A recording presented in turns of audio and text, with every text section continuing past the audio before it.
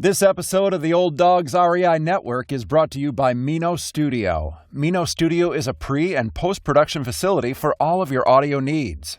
Mino Studio's founder is an accredited audio engineer with top 40 and indie album credits. With over 30 years of music industry experience, Mino Studio can take your podcast from idea to reality. Contact Mino Studio at minostudio777@gmail.com for more information. That's Mino Studio spelled M-E-N-O, minostudio777@gmail.com.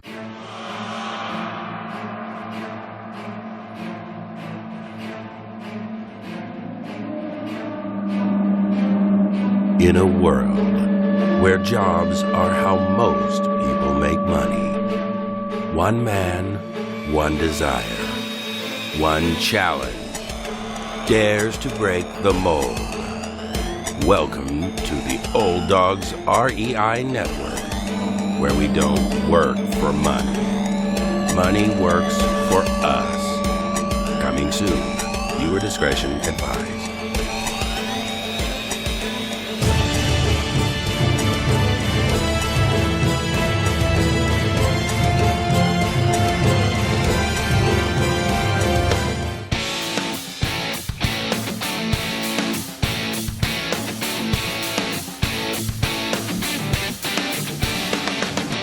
Welcome to the Old Dogs REI Network, where cash flow is king. Real estate investing, the means, so you can enjoy your retirement dreams. This is the show where we cut right to the chase. No sales pitch, no long monologues, just simple how-to real estate investing advice, so you can earn the passive income you need to enjoy your retirement today. And now, your host and chief old dog, Bill Manacero. Welcome to the Old Dogs REI Network. I'm your host, Bill Manacero, and this is the show where 50-plussers and anyone else who wants to join us get solid, no sales pitch real estate investing advice to help generate real cash flow. This is a twice weekly podcast, and if you aren't already a subscriber, go to iTunes, type in Old Dog, spelled D-A-W-G, find our podcast, and subscribe. Well, I have a great show today.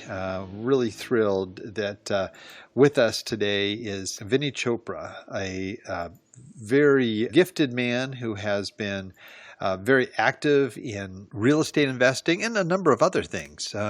He started off as actually a mechanical engineer and graduated from George Washington University in Washington, D.C., finishing his master's program in marketing. And he shifted his focus to sales, marketing, and motivation. And he became a motivational speaker for a number of years. In 1983, Vinney and his wife started real estate investing. And he is an active California broker. They presently own single-family homes and multifamily units in Texas, California, Arizona, and India. Over the last 7 years, he has been president of a multifamily investment company, the Ideal Investment Group, which has acquired and is presently managing assets worth approximately $60 million. He recently established Monil Investments Group with assets of close to $60 million as well. In addition to real estate investing, Vinney has been a professional fundraising consultant and motivational speaker for over 35 years, just retiring last year. He has given over 10,000 speeches and seminars on fundraising, positive thinking, enthusiasm, goal setting, balanced living, and has been involved in business coaching. He travels and gives presentations and webinars on wealth building, creating wealth with multifamily investing, value-add win-win negotiations, emerging markets, market cycles, economic funding, commercial property analysis, due diligence, investing in multifamily, and the art of raising private money. Vinney is married to Cancun, has 2 children, Neil and Monica, and lives in Danville, California. Well, Vinney, it's a pleasure to have you with us today. Thank you, Bill. It's such a pleasure. Thank you for the opportunity to speak to you and your audience today. It's my special privilege. Well, you have just an amazing background, and you have. I tried to give a little overview there, and even with as much information as I provided, I know there's a lot more. And I thought maybe you could just give us just a brief overview of your background and what brought you into real estate investing. Sure, Bill. Actually, as I was growing up in New Delhi, I was born in New Delhi, India, and wanted to be an engineer all my life. Broke a lot of toys to look inside, put them all together. Became an engineer and worked for Larsen Toubro, a very nice company. They're in Bombay, but I was not. It was my heart was not into it. I always wanted to come to USA for MBA, which I decided in high school I will be coming here. So I've set goals for the part of my life. I came here, George Washington University. I loved the marketing and sales and all other aspects of it. I found myself to be more outgoing than introvert, sitting behind the desk and research and all that.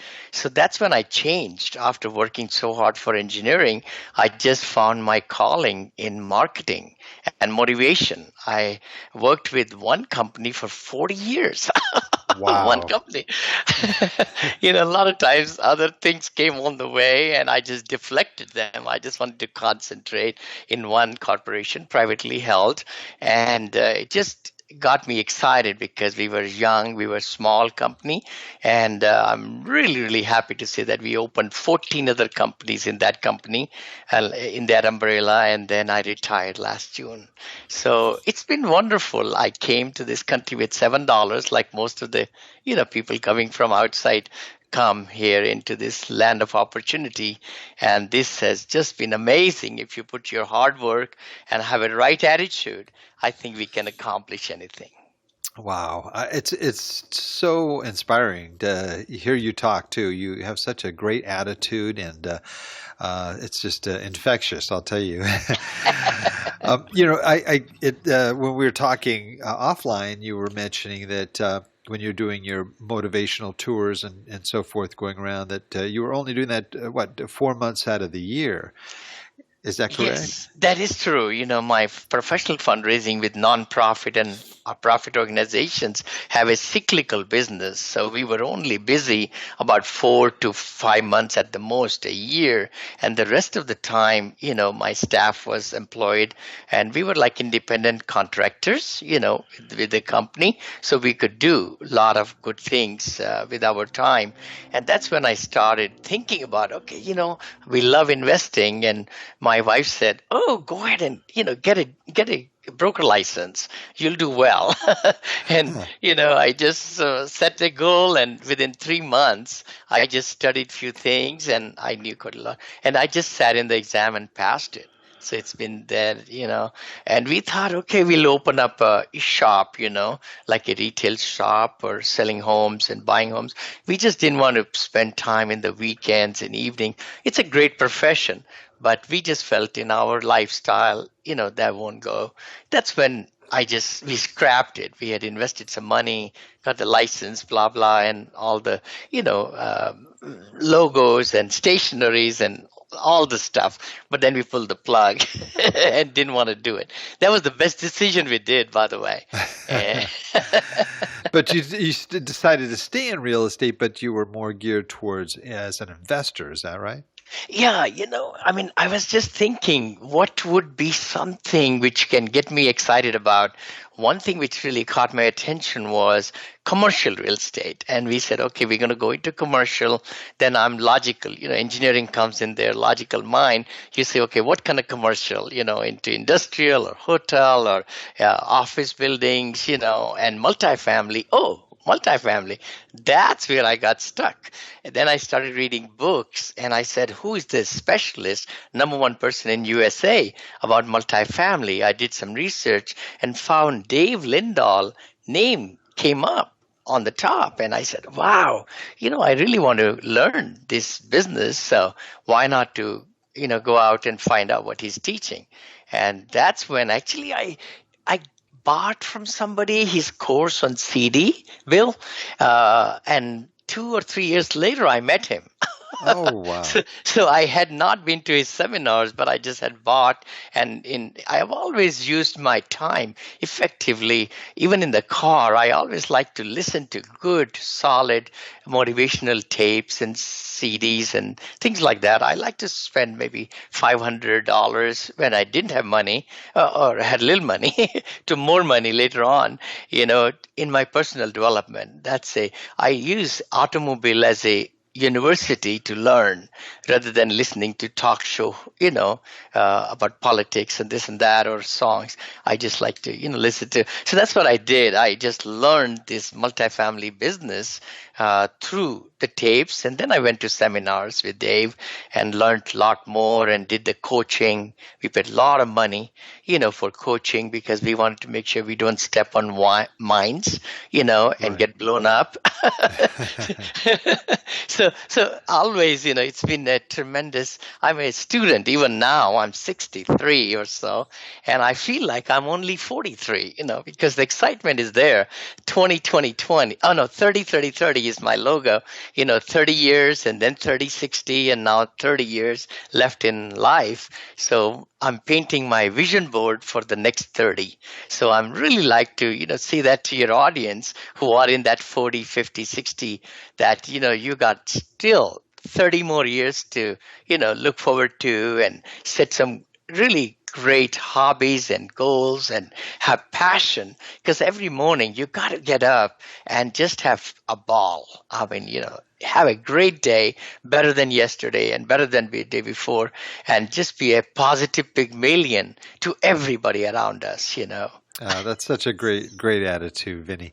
And that's one of the things that I found with a lot of folks that start off sort of a new career or a new focus in their retirement years is just the excitement that comes with it. One, you're using your mind in a good way. You've got a lot of things you need to know and learn and analyze and so forth. So you're very active there, and at the same time, you're building up something. You're creating something, and it's really it's like a new beginning, like you said, like the third phase of your life. It's really a great time for people to get involved, especially with real estate investing. Do you remember your first deal you actually did after all that education and coaching, your very first deal? Yes, I do. I do very distinctly, because we were kind of in the slump, the market crash, and kind of like around that 2007 and 8. Oh. And by golly, it took us many months. By the way, we underwrote so many properties, especially multifamily, smaller units, 10, 11, 12, 15, 20, and 30 units. Took us almost 9 months, like a baby's born, right? And then we got in 1 week, I don't know, 2 closings. One was for 14 units, Bill, can you believe it? And the other one was 109 units and 101 storage units in the same place, Unbelievable. That was your first Those are deal? the first. Yeah, two first deals. Two, yeah. They happened in the same week. One on Monday, I think one on Friday. Now, how did you find those? Okay, the biggest thing is, of course, finding the deals. We, of course, talk to the top people in that market. I remember doing, LoopNet is a good source to just find out who the brokers are in that particular segment of the market. And then, of course, you don't want to look into those properties. A lot of those properties are gone through several layers of screening. And when nobody wants them, I'm sorry to say that, but that's when they show up on LoopNet. But you get the contacts from there and call them and say, hey, you're looking for, some off-market deals or, opportunities in that particular emerging market. That's the number one thing.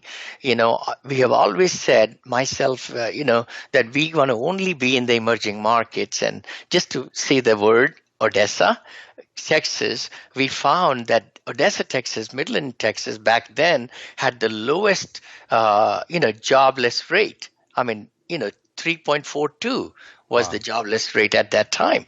That really struck us. And these were small towns, but there were a lot of jobs. So that's when we, started calling some of the brokers, and one fine young man, replied back, and then we started looking into the deals. So you found your emerging market first Yep. that interested you. Mhm. Of course, you were still living in California at the time. Always, yeah. always. By the way, all these 12 years, we've always lived here. Oh, And I great. just, it's amazing. This whole world is on telephone and laptop and iPhone now, right? It's true. It's true. You could do FaceTime and you feel like you are right there with them in their room. So, these communication things, I always have felt that you don't have to really go. Just to give you an example, my real estate, lawyer, bless his heart, he's wonderful. I've been working with him for 12 years. Guess how many times I've met him personally? How many? 2. I knew the answer to that, but I didn't want to say. Oh, that's amazing. Yes, it's so true. Where it becomes almost a virtual society in so many regards. Yes. Sometimes on the good, sometimes on the not so good, but still, it does allow us to move quickly and to be able to collect information much easier than it was, 30, 40 years ago. Totally. If you don't mind, I wrote down some notes. I would love to share with the audience of yours something which I have really done well with is go on virtual assistants. And that's the website, www.upwork.com. upwork.com, and it's not a selling job at all, but the thing is, over there your audience can find freelancers. There are about 400,000 freelancers at this website, which they will bid for the jobs, So like if I was looking for a graphic artist, for example, right, Bill? So I said, I can't afford to have a graphic artist in my company. That's very expensive affair. So why not to get a virtual assistant who can work for me? And I found a really great girl in Philippines, through this website, and she's been working for my companies, both the companies, for last several years, And it's so amazing that we could ask them to do logo designing or brochure designing, trifolds, whatever, for a very minimum price, about $50 to $100. That's all. Yeah, that's fantastic. I also use the service Fiverr, which is also along the same lines, and right. It's some very talented people there, and the cost is not that expensive, so it's a great resource. But getting back to, I just want to zero in on the first purchase there. You purchased a 14 unit, 109 units? 109 units. And storage units on top of that. Yeah, it was right on the same, 2.33 acres, I remember. This was a property, it used to be a hotel, and then it got converted into apartments, and lo and behold, while we were in the closing, I remember hailstorm came, and we got brand new roofs. Good thing it happened before you put the money closing, down. Yeah, I know. But then the storage units were also right by side in the same property, 101 storage units, and a commercial building was also there, which used to be a bar, what I heard later on, But it was a great deal. We bought for $2.4 million, sold for $5 million. Not too bad. That's incredible. Boy, and you got the storage business a little bit. A lot of people, pursue that alone. Totally. So did that all work out well for you? It did. We needed to do some work. We changed the shutters, locks, blah, blah, And then, when like within 3-mile radius, if anybody's looking for storage units, I'm sure they know you have to look at the population in the 3-mile radius to see how many people can really be using. And then, of course, good way to access in and out of the property, so that, especially in this case, because the apartment building was next to it, so we had a little bit challenges. It did have a gate on the other side, which we, couldn't open. But we did all right. We did okay. That's great. And how long did you hold on to the property? Okay, we held it for I think 4.5 years. 4.5 years. Yep. Okay, great. And was funding an issue in the beginning? It sure was, Can you tell us a little bit about that? I would love to, love to. I know a lot of, your audience probably, are looking into getting into investing, hopefully. And you're right, the lenders, the big lenders, they want to know what kind of experience you have. How far do you live from the property? That was the question. I said very far. My answer was very far. Just a car ride, if you drive nonstop for 3 days. But you're right. No, we started approaching the seller. We said, hey, we want to, have a seller financing. First they said no. We came back again. We said, you will be able to sell this property to us quickly if you come up with that. So they, we wanted to put 20% down, right? Or 25%. It was a C plus property. So he said, no. I want 35. Then he went to almost like 40% down. So we gave them $1 million. We raised $1 million back then and then gave it to the sellers. So they got $1 million plus they got a mortgage, which our lawyer, Mr. Colgrove, he devised the whole mortgage thing. And then promissory note, it was 6% interest back then, 6 first year, 7 next year, 8 next year, 9 next year. We said, we'll take it, whatever it is. So had you ever raised money like that before? I mean, was this a new thing for you? Good point. Very good point. Early on in my career, it was tough. I mean, I can still sitting with one distant friend of mine sitting there, and he says, Vinod, I want to give you money, Vinny, but what's your track record? I said, zero. This is the first property. He says, really? Oh, I said, yeah. But, little I knew, he gave me, I think, 60,000 or something. Then after a few days, he increased it to 100 or 125. $1,000. Somehow he felt that I'm doing all right or whatever. And then other people also came along and we were able to raise 1.1550 or something like that, with the closing cost and other things and acquisition fee. Did you have the property first and then raise the money? Or always. Yeah. Okay, so you got the property. So you have sort of a small window there with the escrow, right? I mean, correct. How long a period of time did you have to raise that money? That's a good point. This was seller financing, so we could close it, pretty quickly. We did take 45-day due diligence period back then. Now I take 21 days or 30 days. My team is ready, to fly right away, to the location, and we do all units inspections. If it's even 300 units, we do every single unit is inspected, and structural and everything. Great. Sure. And then also we do the cameras in the sewer lines, which I got caught. If you'll ask me, I'll share with you a story where we got caught. We didn't do the cameras. With the older properties, you got to do that sewer line camera so that you could see where the pipes are broken and all that for plumbing. But no, answering your question, yes, we took, I think, 45-day due diligence time, and then we started, talking. And then our syndication lawyers, which I have worked with only same people. I like the very best in the nation. And I don't know if you want me to say their name. Gene Trowbridge and Kim Taylor are their names. And, I'd like you to, investors to call them, see them. They travel all over the USA and give seminars. They are very best. And we have had 19 or 20 syndications I've done so far. All of them have been with them, Wonderful. Yeah.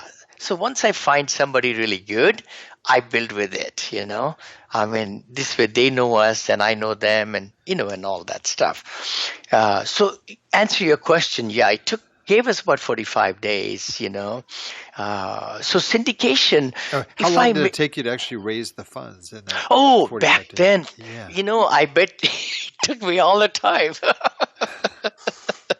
I think so. Then I was not, good at it. Well, I was good in my motivation speaking, so that helped me a lot. Oh, I bet. And I remember us even doing some luncheons where Ideal IG paid for the luncheon. We paid for luncheon, and we send out invitations to some investors like in the Bay Area. I still remember 2 or 3 times I did that. I've been very good at presentations. I mean, talked in front of 400 people, 500,000 people like that. So I feel very comfortable. But that's what we did. We got some audience together and shared with them through SEC regulations.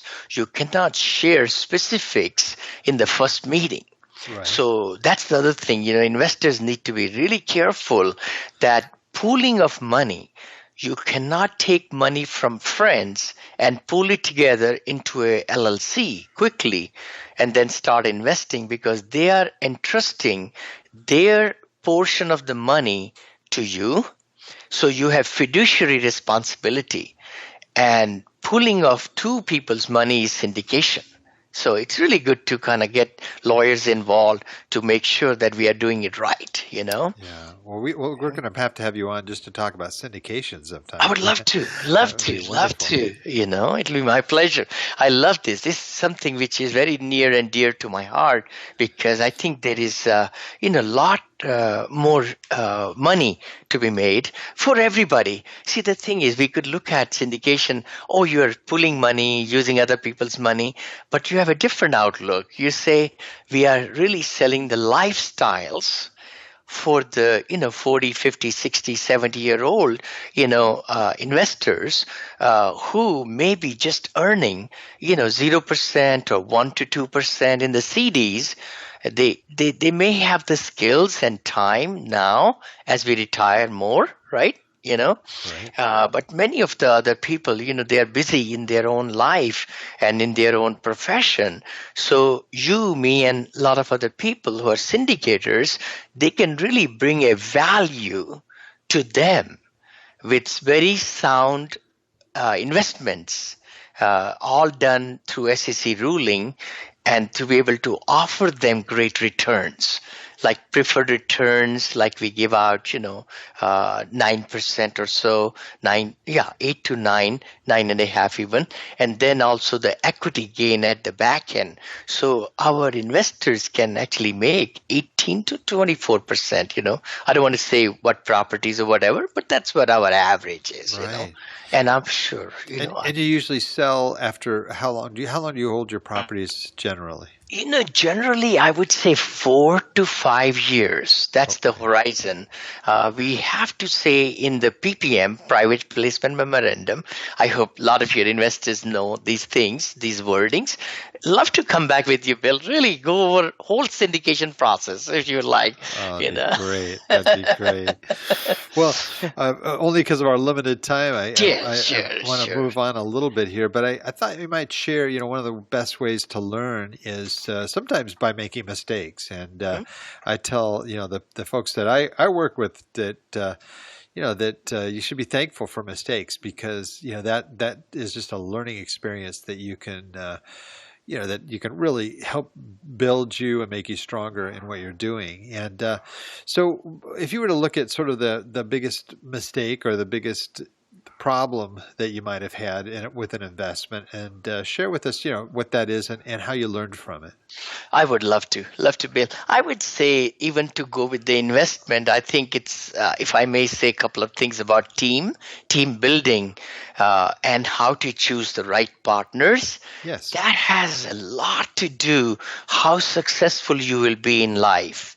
My theory is, you got to really check out where the interests are if you're combining 1, 2, or 3 people. And I kind of learned in a bad way, in the sense we had 7-person team. We were young, but we were just, getting so many people tied to our team. And, I was talking and another partner of mine was talking. Many web calls, and the rest 6 people were just listening. But when it came to decision making, it was me and my partner. And now I love it with Monil Investment Group. I'm the only guy, who makes all the decisions. So sometimes partners can hinder your performance. And then not only that, some are not that active than the others. So that makes it hurtful too, because you have to share all your, earnings and everything, with them and so forth. The second thing is they need to be trustworthy. You got to make sure that you're standing on the same foundation, Those are the two things. But let's go to the properties, huh? Yes, sure. The biggest mistake, I would say, to be very truthful, in my other company, Ideal IG, I never really managed it. I was involved from a distance. I wish I were managing it, to be truthful. In the hindsight is always 2020, Right. because I think I got ripped off big time with the, bidding, the invoices and, contractors giving me false invoices and things like that.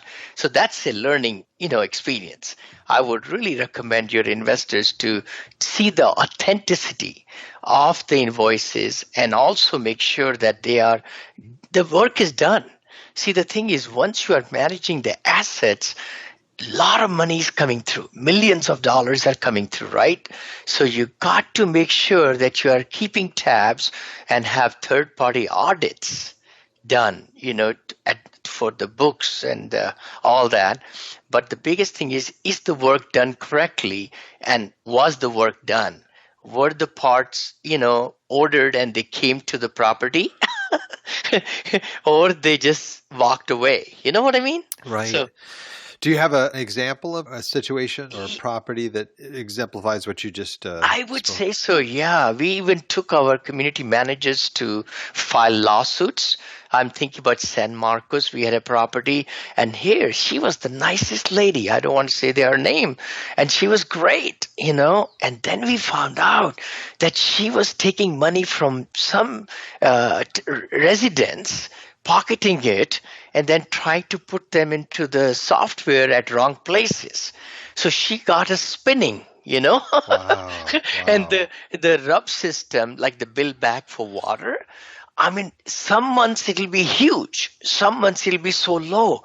And I was just puzzled. How could it be like that?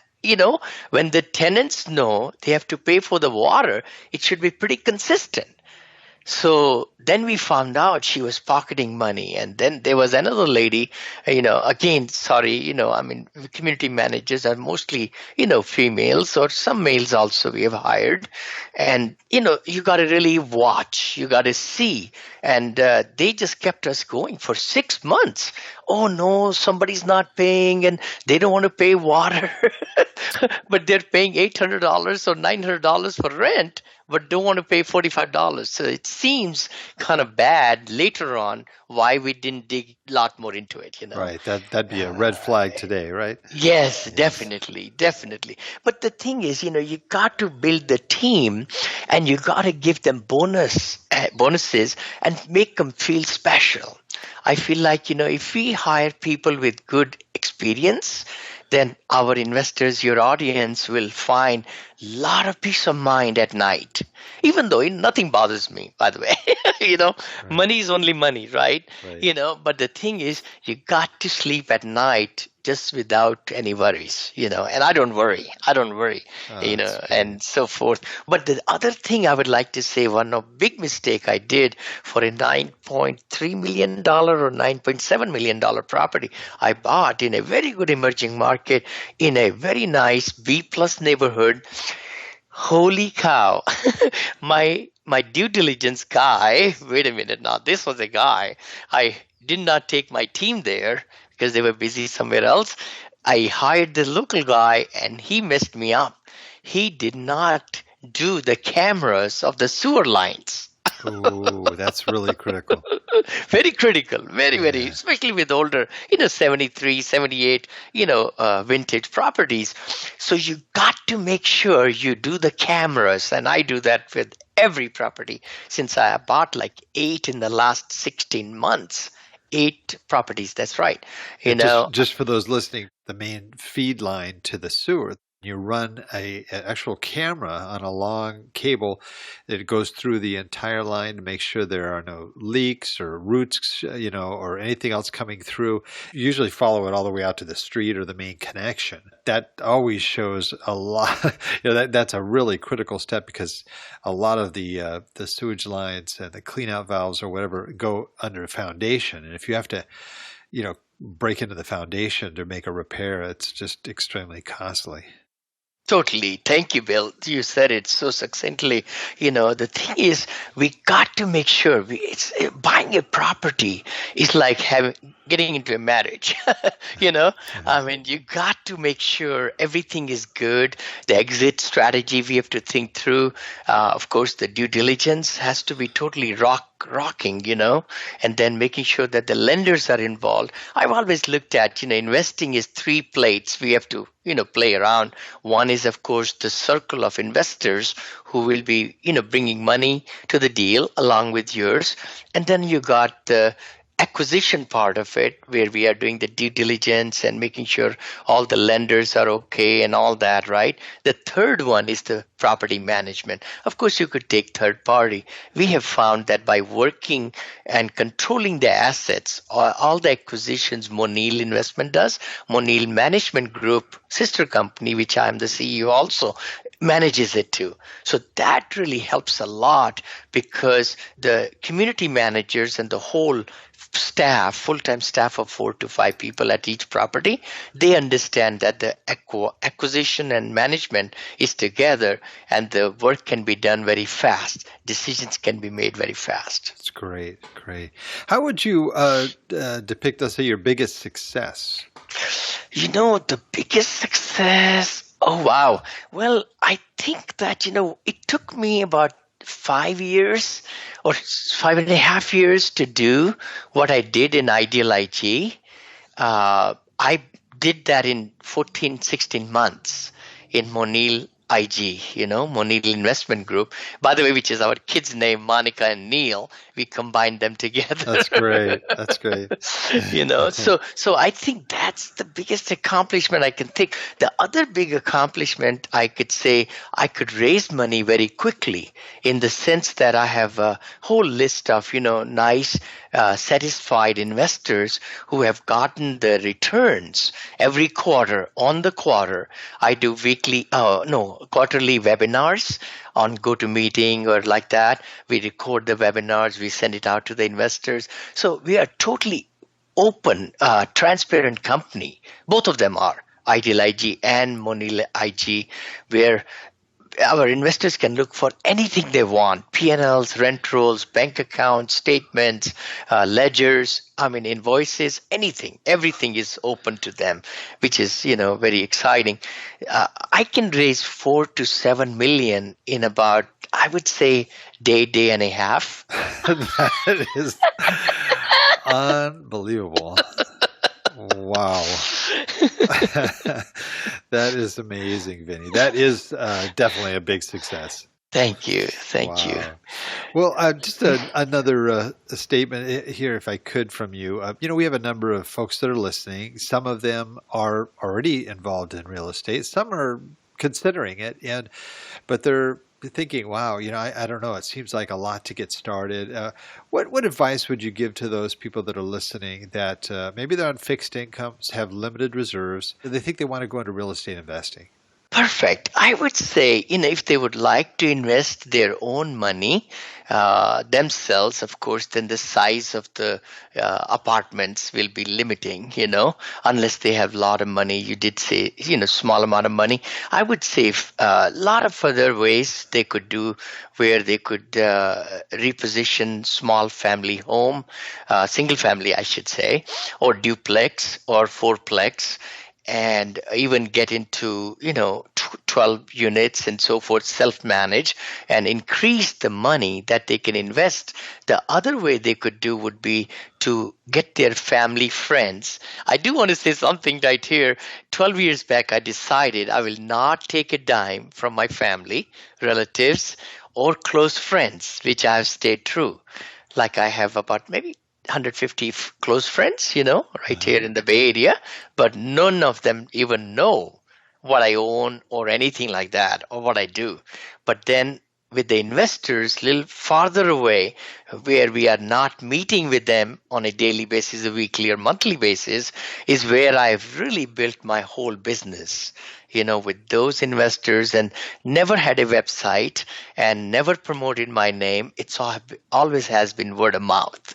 So that's the good way. So answering back to your investors, of course, they could do on their own, or they could actually invest and get a piece of the action with some successful investors, like yourself, like other people around there, or like me, Yeah, where that's a really good point. I don't know if you know Jeff Greenberg at all, but I do. yeah, Mhm. Jeff, this was it was one of the things that how you had talked about too, how especially when you're dealing with banks, they're looking at your experience and Mhm. so forth. And he didn't really have any real practical experience other than he was an investor in I think a 700 unit apartment building. And he was a guest on our show, one of our Mhm. first episodes.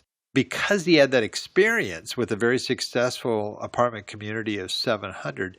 Now, granted, he was just an investor, wasn't really part of the managing team or anything, but he had that experience through his investment that basically helped the bank to be able to approve the loan, which most people wouldn't have received without experience. So there is something to be said for that, Vinny. Oh, totally. Bill, you're 100% right, because once an investor invests with Monil IG or any other successful investor syndicator, they are then having a piece of the action. They own part of the apartment building, a percentage. And also with Monil IG, I started about 8 years back, where I have another layer. It's called Manager LLC. So the property LLC holds the title. Then the Manager LLC, which is actually shared with me through my syndication lawyers, is a legal way to do that. And then some of the investors who come up with larger sums, or they bring their family, friends, or like that, then I'm able to meet with them, and they come as an equity partner in the Manager LLC also.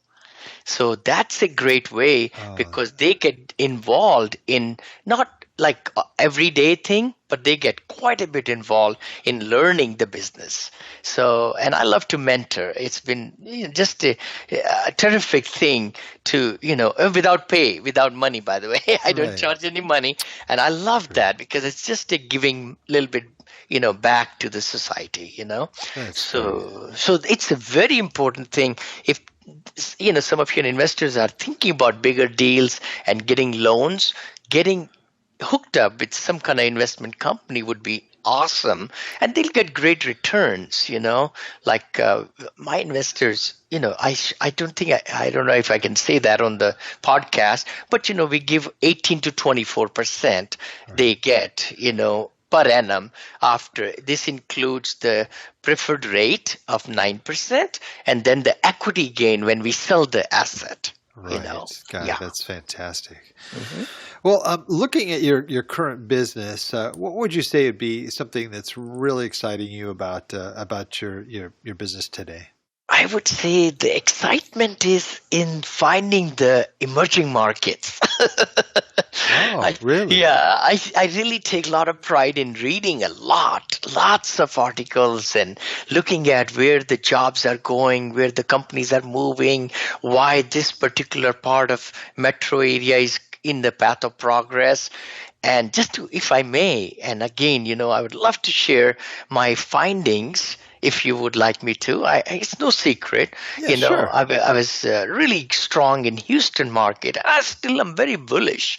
As a matter of fact, there are so much happening. Oil slump has not slacked off at all. Houston is strong.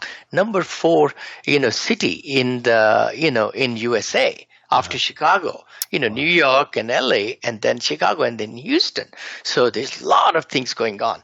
Another part which I really did a lot of study was the north of Dallas. I'm very bullish on that one, because in north of Dallas, Frisco, if somebody goes there, or McKinley or Plano or Carrollton, by the way, my very good friend and attorney Milton, he lives there in Colony, and it's just like happening place. It's a dream for an investor. I was telling him it's like a candy shop for me.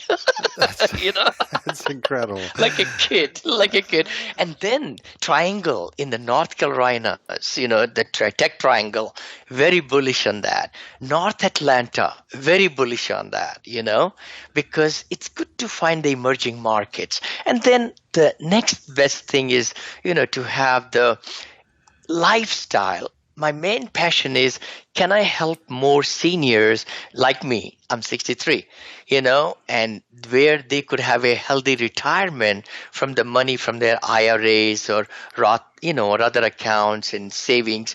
Can they invest into real estate, get a piece of action, and have a, non-active role even, and enjoy the lifestyle? That's my second passion. Oh, that's great. That's great. Thank you for sharing that. We ran probably a little longer than we normally would have, but you had such great information, Vinney. I think those listening will not even know. But we have a little section here. We call it the Wrap It Up section. And I asked you a series of quick questions. Mm-hmm. And you give me as quick a response as you can. And you're providing information on favorite books and so forth. So I'm going to go ahead and start that. And we're ready to do our Wrap It Up. Okay, sure. All right, great. Favorite real estate book?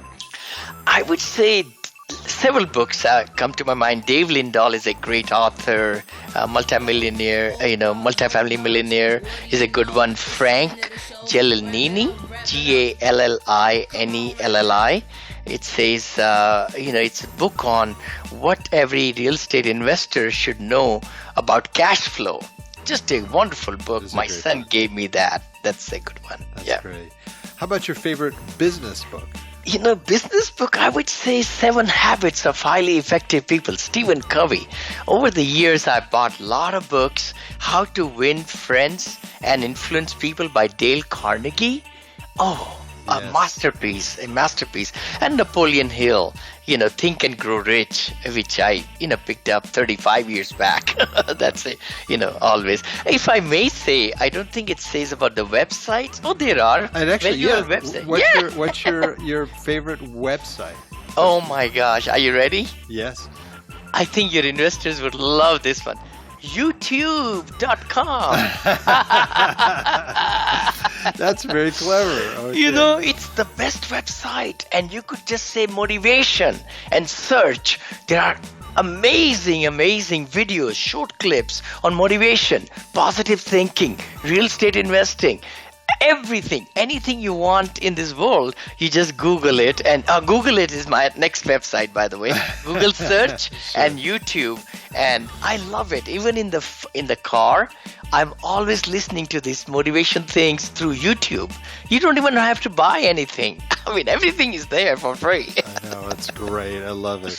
How about a phone app? Do you have a favorite phone app?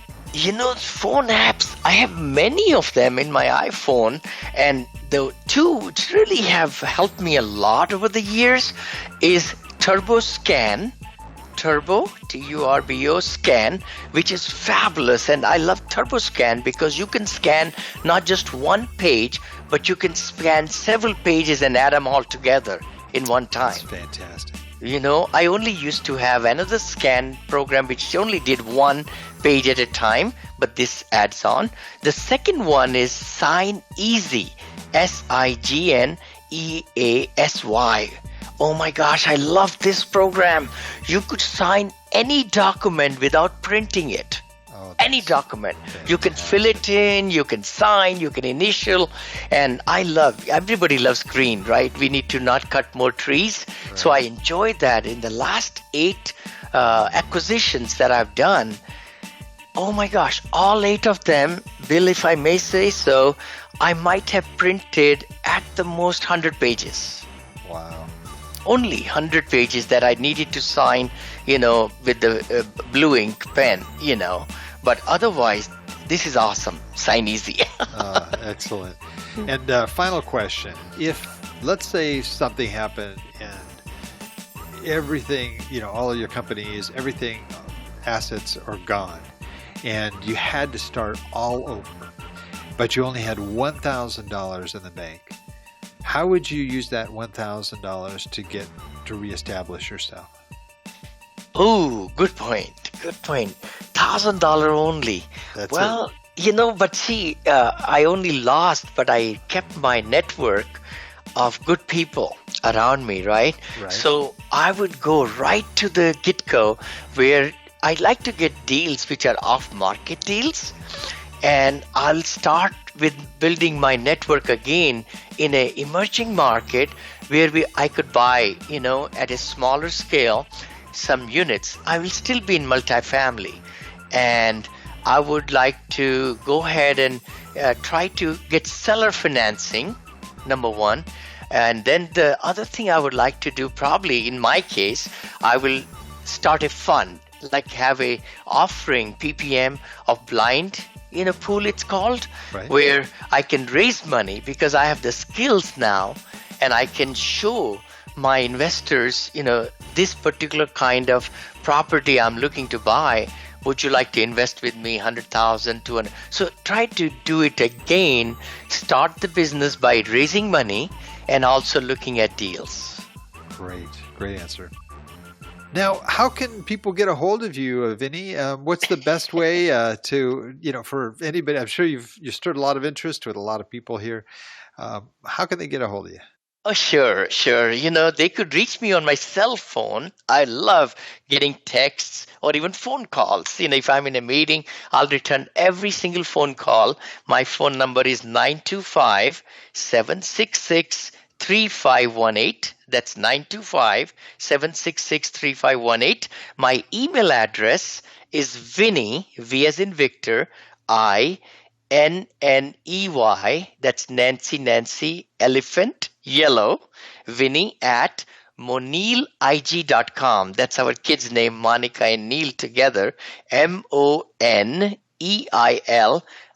G for girl. That's investment group, shortened, .com. And then if they would like to check me out, they could go to Real Estate U, like the letter U, .tv, and just Google me on that. Vinney Chopra at Real Estate U, one word, .tv, and that's where I have my lectures. If anybody's interested, and you don't have to buy them at all. I think you could just see what what I'm about. That's great, Vinney. Well, thank you. That's wonderful that you made yourself so accessible. Oh, thank you, Bill. Well, we have one last thing, and it's a tradition on this show. And again, I don't know, living in Danville or even in New Delhi, if you had experience much with dogs that howled. But we close. We have all of our guests give us their best old hound dog howl. So that's a good one. I'm really glad you have that. I don't know. Whoa! I don't know. Which one is better?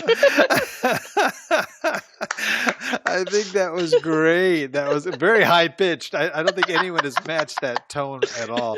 But very good, Hal. Well, it's been a pleasure, and thank you again for meeting with me in Los Angeles last week, and it was a pleasure meeting you, and I look forward to meeting you more as you come to the Bay Area. We'll spend some time together. Oh, great. Well, thank you. You are so just a joy to be around. I'll tell you, I can just, how you can hear the smile on somebody's face, just by the way they talk. And that's very much you. When I was talking with you in person, I could just, you're just always a smiling, happy, joyful person. So it's just a real pleasure just to be able to have this time to meet you and to also share the information that you have with our audience here. Well, thank you so much, Vinney, and thank you, listening audience. We are looking forward to hearing your feedback as well. Feel free to go to our website at olddogsreinetwork.com and leave us feedback too, because we'll have all the show notes, everything that Vinney spoke about on our website, so you can check those out, and you can listen to the podcast as well as on iTunes and Stitcher and Google Play. So, give us feedback. We'd love to hear about the things that you've learned from these podcasts, as well as what you might want to hear that we haven't done yet. We thank you much. And thank you, Bill. Thank you so much. And what a great service you're providing. I wanted to thank you for reaching out and, giving back to, the society. And this life is short. I've always felt that. And, we can be growing older or we can be growing younger. I always say every birthday, we should tell ourselves I'm 1 year younger. What a great line to end on, Vinney. Thank you so much again. Thank you. Thank you. And thank you all listeners, and God bless. Thank you very much for visiting the Old Dogs REI Network. We would greatly appreciate if you would stop by iTunes and let us know what you think of the show. We would love if you could subscribe to the podcast, give us a 5-star rating, and write a review. The more ratings and reviews we receive, the more visible the podcast will be to others. Thank you.